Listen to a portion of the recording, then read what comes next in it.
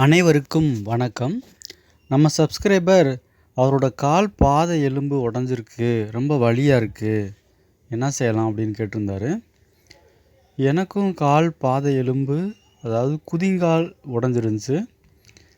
அதுக்கு நான் என்ன பண்ணேன் அப்படிங்கிறத பகிர்ந்துக்கிறேன்.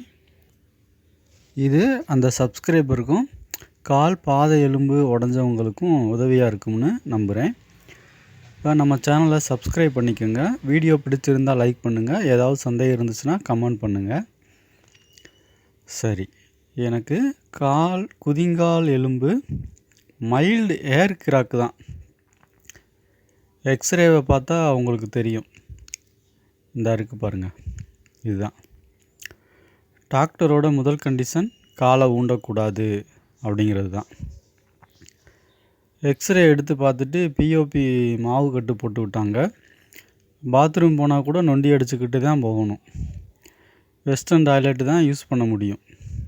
பாத்ரூம்லேயும் ஸ்டூல் வச்சு காலை மேலே தூக்கி வைக்கணும்.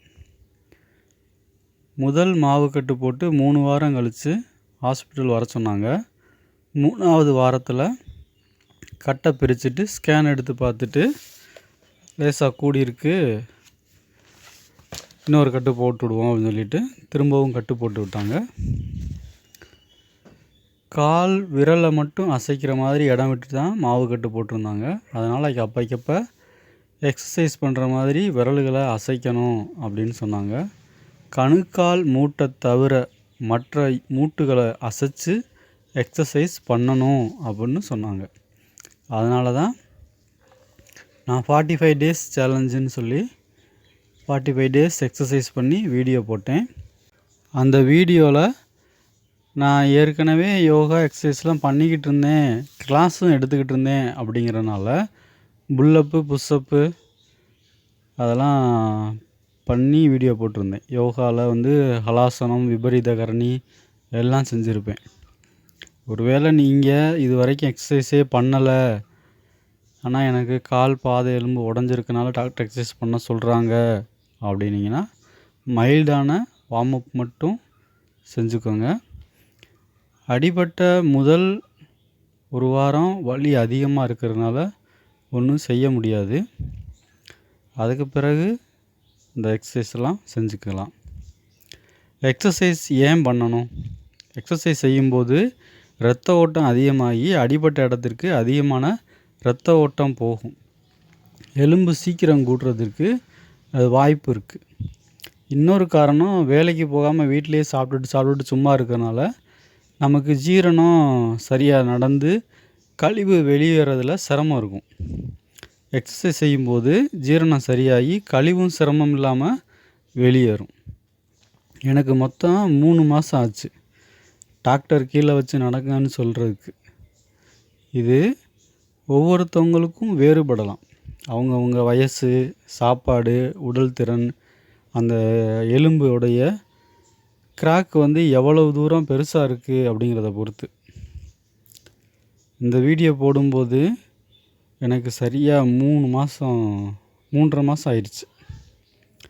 இன்னும் சரியாக நடக்க முடியல. குதிங்கால் லேசாக வலி இருக்குது. நடக்க நடக்க கால் வீங்குது. டாக்டர்கிட்ட கேட்டோம்னா நடக்க தான் சரியாகும் அப்படின்னு சொல்கிறாங்க. இந்த காட்டன் கிரிப்பு பேண்டேஜ் போட்டுக்கோங்கன்னு சொல்லியிருக்காங்க. சரி, எக்ஸசைஸ் என்னெல்லாம் செய்யலாம்னு பார்த்துருவோம். எப்பயுமே கழுத்து ஜாயின்லேருந்து தான் ஆரம்பிக்கணும். மூச்சை வெளிவிட்டுக்கிட்டே கீழே குனிஞ்சு மூச்சை உள்ளே இழுத்துக்கிட்டே அண்ணாந்து பார்க்கணும். Breath in, breathe out. நான் ஒரு முறை செஞ்சு காமிக்கிறேன், நீங்கள் 20 முறை செஞ்சுக்கோங்க. ஒவ்வொரு எக்ஸசைஸும் 20 முறை செஞ்சுக்கோங்க. 20 முறை நான் செஞ்சேன் அப்படின்னா வீடியோ லென்த்தாக போயிடும். அதனால் ஒரு முறை செஞ்சு காமிக்கிறேன், நீங்கள் 20 முறை செஞ்சுக்கோங்க. அடுத்து வலதுபுறமாக திரும்பணும். Breathe in, breathe out, breathe in, breathe out. அடுத்து ரொட்டேஷன் பண்ண போகிறோம். Half round breathe in, half round breathe out. Breathe in, breathe out. அப்படியே மாற்றி சுத்தம். Breathe in, breathe out. அடுத்து ஷோல்டர் ரொட்டேஷன். ஒவ்வொரு ஜாயிண்டாக எக்ஸசைஸ் பண்ணிட்டு வரணும். ஒவ்வொரு ஜாயிண்ட்டுக்கும் செய்கிற எக்ஸசைஸு 20 முறை செஞ்சுக்கோங்க. 1 இதில் 20 முறை செஞ்சுக்கோங்க. அடுத்து ஆப்போசிட்டு 2 ஆங்கிள் ஜாயிண்ட். அடுத்து 1 2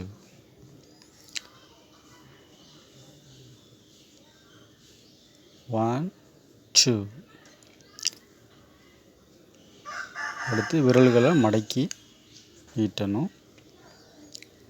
முடிச்சுட்டு keep joint 1 2.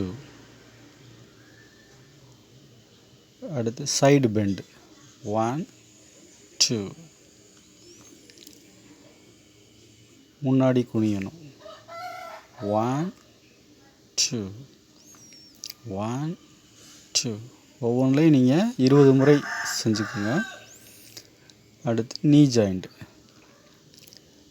1 2 1 2 1 2. Angle joint. Angle முன்னாடி நீட்டணும், பின்னாடி மடக்கணும், நீட்டணும், மடக்கணும். இந்த நமக்கு பாதம் அடிபட்டிருக்கனால அடிபட்டிருக்க காலம் மட்டும் அப்படி செய்ய முடியாது. இப்போ எனக்கு சரியாயிருச்சு அப்படின்றனால நான் சரி 2 காலையும் செய்கிறேன். விரல்களை மடக்கி நீட்டுறது கண்டிப்பாக அப்பைக்கப்போ எக்ஸசைஸ் பண்ணாத போதும் பண்ணிக்கிட்டே இருக்கணும். இந்த மாதிரி வார்ம் அப் எக்ஸசைஸ் பண்ணிக்கோங்க. எலும்பு சேரணும்னா calcium, vitamin D, vitamin C, protein எல்லாம் வேணும். சாப்பாட்டில் உங்களுக்கு பிடித்த இறைச்சியை தினமும் சேர்த்துக்கோங்க. ரொம்ப ஈஸியானது தினமும் அவிச்ச முட்டை ஒரு வேளைக்கு 1 எடுத்துக்கிறது. தினமும் அரை மணி நேரமாவது வெயிலில் நில்லுங்க. நம்ம உடம்பு கால்சியம் அப்சர்வ் பண்ணணும்னா விட்டமின் டி தேவை. தினமும் கறி சாப்பிட்டாலும் காய்கறியையும் கீரையையும் சேர்த்து எடுத்துக்கோங்க. நம்ம கழிவு ஈஸியாக வெளியேறணும்னா காய்கறியும் கீரையும் ரொம்ப உதவியாக இருக்கும். பழங்களில் ஆரஞ்சு, எலுமிச்சை, நெல்லிக்காய், கொய்யா மாதிரி விட்டமின் சி நிறைந்த பழங்களை எடுத்துக்கோங்க. பயிற்சி, உணவு, ஓய்வு. டாக்டர் எவ்வளோ நாள் காலை கீழே ஊண்டாதீங்க அப்படின்னு சொல்கிறாங்களோ அது வரைக்கும் ஊண்டாதீங்க. சீக்கிரம் உங்கள் கால் சரியாயிரும், கவலைப்படாதீங்க. நான் ஹாஸ்பிட்டலில் இருக்கும்போது ஒருத்தர் வேகமாக என்னை பார்க்க வந்தார். ரொம்ப பதட்டமாக வந்தார். ஒன்றும் கவலைப்படாதீங்க, எல்லாம் சரியாயிரும், உங்களுக்காக கடவுள்கிட்ட வேண்டிக்கிறேன், இந்தாங்க பழத்தையெல்லாம் ஜூஸ் போட்டு சாப்பிடுங்க, உங்கள் வயிறு வலி சீக்கிரம் சரியாயிரும், நான் வரேன் அப்படின்ட்டு போயிட்டார். எனக்கு கால் தானே உடஞ்சிருக்கு. என் கூட இருந்தவங்ககிட்ட இவர் யாருன்னு கேட்டேன்.